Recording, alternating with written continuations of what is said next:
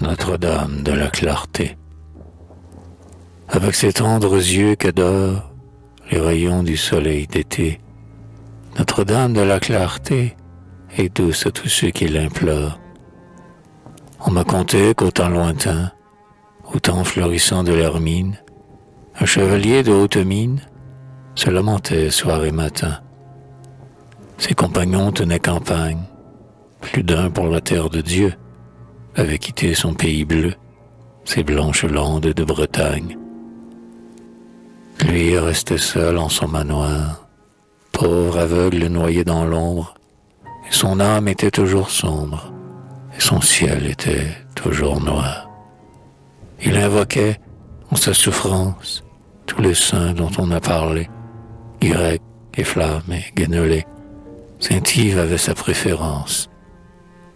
Mais il aimait encore bien mieux évoquer Madame Marie, toute verdoyante et fleurie, sur le balcon doré des cieux.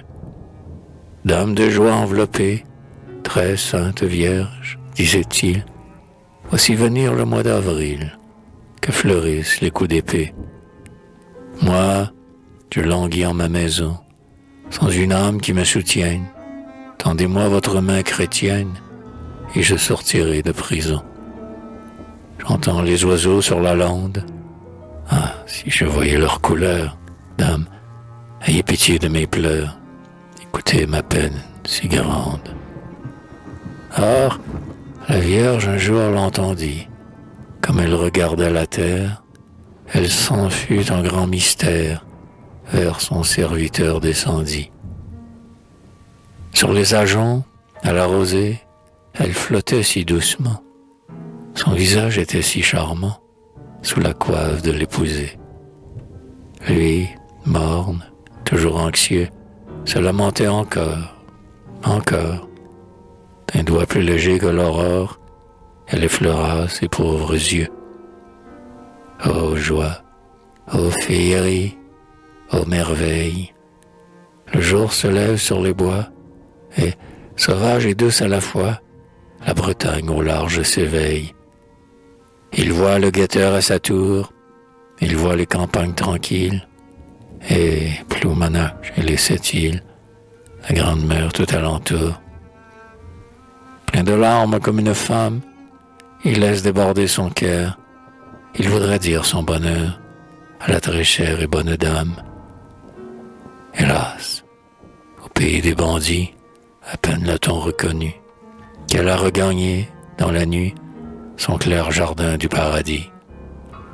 Mais il restait quelque chose, de l'image d'azur et d'or, un bout d'écharpe flotte encore, entre la mer et le ciel rose. La mer, elle est d'un si doux bleu, d'un bleu si fin, d'un bleu si tendre, sa voix qu'il fait si bon entendre, monte lentement jusqu'à Dieu. Une invisible ritournelle tourne autour des ravins.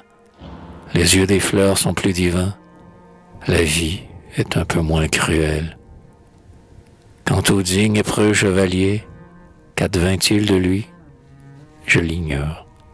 Peut-être bien qu'il court encore entre la lande et le chalier. Heureux ceux que le Christ appelle. Il fut de ceux-là sans mentir, mais dévot, avant de partir, il fit bâtir une chapelle au toit pointu, resplendissante comme un cierge, qui dit les grâces de la Vierge, et son mérite et sa vertu.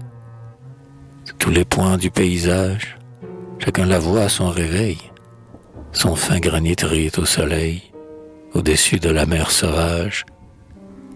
Dès que revient le bel été, tout franc disciple de Saint-Yves invoque en son âme naïve Notre-Dame de la clarté.